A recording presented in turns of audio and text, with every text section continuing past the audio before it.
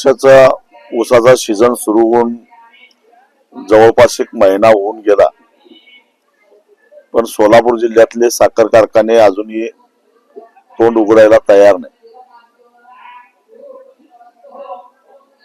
कोल्हापूर, सांगली, सातारा या पश्चिम महाराष्ट्रातल्या साखर कारखान्यांनी कमीत कमी 3400 आणि जास्तीत जास्त 3653 एवढी पहिली उचल जाहीर केली. जवळजवळ 70 ते 80 साखर कारखान्यांनी हा निर्णय घेतलेला आहे.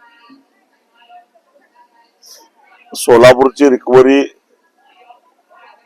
ही थोडीशी कमी आहे, जास्त नाही, पण याचा अर्थ सोलापूर जिल्ह्यातल्या साखर कारखान्यांनी तोंडच उघडायचं नाही असं काही त्यांनी समजू नये. यावर्षी ऊसाचं उत्पादन कमी आहे, एकरी उत्पादन घटलेलं आहे. त्यामुळं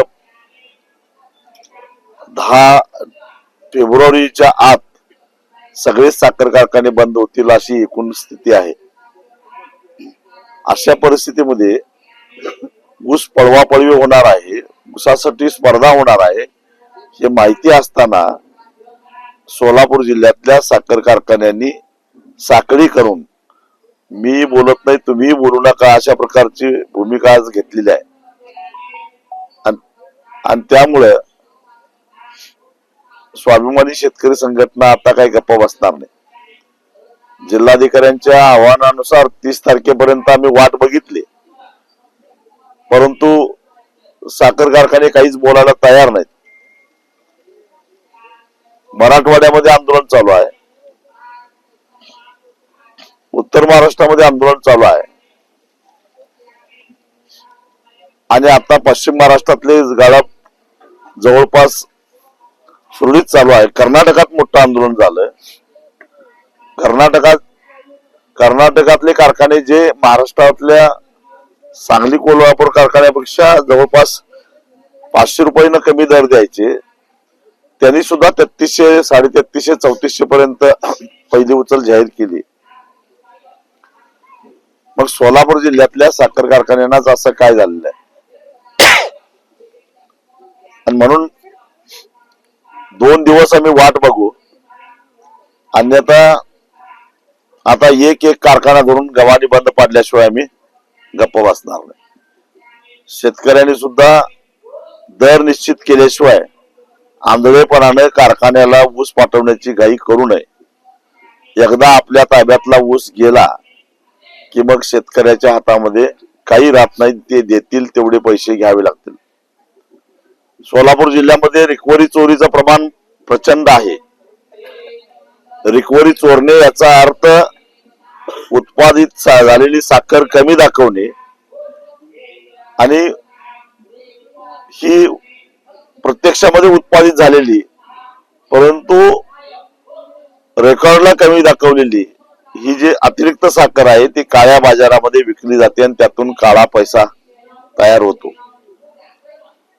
काळ्या पैशाची एक समांतर व्यवस्था या सोलापूर जिल्ह्यामध्ये तयार झाली आहे. ही रक्कम फार मोठी आहे. साधारणपणे 1% रिकव्हरी जर मारली तर 10 किलो साखर चोरी होते, आणि 10 किलो साखरेचा आजचा बाजारभाव हा 400 रुपये होतो. म्हणजे टनाला 400 रुपये 1% रिकव्हरी मारल्यानंतर सोलापूर जिल्ह्यामध्ये होते. 1.5% रिकव्हरी मारणारे महाभाग या सोलापूर जिल्ह्यामध्ये आहेत. म्हणून सोलापूरच्या साखर कारखान्यांची रिकव्हरी कमी दिसते. स्वाभिमानीच्या कार्यकर्त्यांच्या मार्फत आता आम्ही एक भरारी पथक निर्माण करणार आहोत. साखरेचं वाहतूक करणारे जे ट्रक आहेत, अचानकपणे आम्ही रस्त्यावर गेटच्या बाहेर ट्रक काढू. जर त्यांच्याकडे गेट पास नसेल, त्यांच्याकडे जीएसटीची साखर विकत घेतलेली पावती नसेल, तर निश्चितच ही साखर ही चोरीची साखर आहे, रिकव्हरी मारलेली साखर आहे. यापूर्वी असे अनेक ट्रक आम्ही पकडलेले आहेत. यावेळी या कारखानदारांचे हे सगळे काळे धंदे उघडकीस आणल्याशिवाय आम्ही सोडणार नाही. तीच परिस्थिती काटामारीची सुद्धा आहे. साधारणपणे 10% काटा मारला जातो, 10% हिशेब केला तर टनाला जवळपास 300 रुपये टना पाठीमागे त्याचा तो तोटा होतो. आणि मग रिकव्हरी मारलेले 400 रुपये, काटा मारलेले 300 रुपये, त्याचा हिशेब केला तर टनाला 700 रुपये. हे 700 रुपये जर का दरामध्ये मिसळलं तर आपोआपच सांगली कोल्हापूरच्या दराच्या जवळपास जाणारा दर निघतो. सोलापूर जिल्ह्यातल्या साखर कारखान्यांना दर का मिळत नाही, ऊस उत्पादकांना दर का मिळत नाही, याचं हे थोडक्यात दिलेलं मी उत्तर आहे.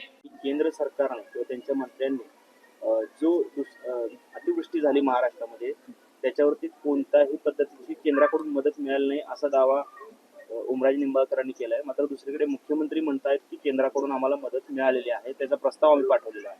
आता केंद्रीय कृषी मंत्री म्हणतात आम्हाला प्रस्तावच आला नाही. दोनच दिवसापूर्वी केंद्रीय कृषी मंत्री शिवराज सिंह चौहान यांनी लोकसभेमध्ये सांगितलं की महाराष्ट्रामध्ये जी अतिवृष्टी झाली आहे त्या अतिवृष्टीच्या संदर्भात मदतीचा एनडीआरएफ कडे जो प्रस्ताव यायला पाहिजे तो अद्याप आलेला नाही. आता हा प्रस्ताव आलेला नाही असं जर का केंद्र सरकारच म्हणत असेल, कारण मंत्री जेव्हा सभागृहात अशी माहिती देतात त्यावेळी ती 1001% सत्य असते. दिशाभूल करणारा असं वक्तव्य केलं तर त्यांच्यावर हक्कभंगाचा प्रस्ताव येऊ शकतो. तेव्हा ही गोष्ट खरीच आहे. मग महाराष्ट्र सरकारनं प्रस्तावच दिलेला नाही. 10 मे पासून सातत्यानं पाऊस पडतोय. अतिवृष्टीचं सोलापूर जिल्ह्याचं उदाहरण घ्यायचं झालं तर 110 सर्कल पैकी मला वाटतं की 99 सर्कल मध्ये अतिवृष्टी नोंद आहे सोलापूर जिल्ह्यामध्ये. पण त्याचा प्रस्तावच जर काय गेलेला नसेल तर एनडीआरएफ मध्ये आपला हक्क आहे की नाही? कारण एनडीआरएफचा मधला जो काही निधी आपण निर्माण केलेला आहे भारत सरकारनं तो काही कोणाच्या बापाचा नाही आहे, त्याच्यावर महाराष्ट्राचा अधिकार आहे. आणि त्यातून मदत घेऊन आज शेतकऱ्यांच्या जमिनी वाहून गेलेल्या आहेत, फळबागा उद्ध्वस्त झालेल्या आहेत अतिवृष्टीमुळे, महापुरामुळे घरदारं वाहून गेलेले आहेत. आणि त्यातून एनडीआरएफ मधनं मदत घ्यायची नाही तर कशातून घ्यायची आहे? हा सरळ सरळ राज्य सरकारचा बेजबाबदारपणा आहे. एक तर केंद्र सरकारनं निवडणुका डोळ्यासमोर ठेवून पंजाब आणि बिहारला एनडीआरएफ मधनं भरीव अशी मदत दिलेली आहे आणि त्यामुळं तो पैसा संपलेला असावा आणि त्यामुळं राज्य सरकारनं मागणी करू नये असा दबाव केंद्रातून महाराष्ट्र सरकारवर आलेला असावा, अथवा महाराष्ट्र सरकारच्या बेजबाबदारपणामुळे अजून तो प्रस्ताव गेलेला नाही. त्याच्यामध्ये असं आहे की फडणवीसांनी एकीकडे सांगितलं की बाबा आम्ही प्रस्ताव पाठवलेला आहे आणि त्याच्या आधीच उत्तर शिवराज सिंह चौहानांनी दिलं होतं की ते पाठवलं नाही. त्यामुळे आता ओमराजे म्हणतात की कृषी मंत्र्यांवर मी हक्कभंग आणणार आहे. तर या संदर्भात स्वाभिमानीची काय भूमिका? आता केंद्र आणि राज्य सरकारनं एकच करावं की एकतर बाप दाखवावं नाही तर बाप मेला म्हणून श्राद्ध करावं. दुसरं काय?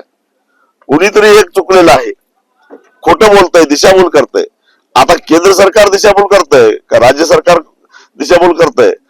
केंद्र आता संसदेचं अधिवेशन चालू आहे, त्याच्यावर निंबाळकर उठवतील आवाज. आता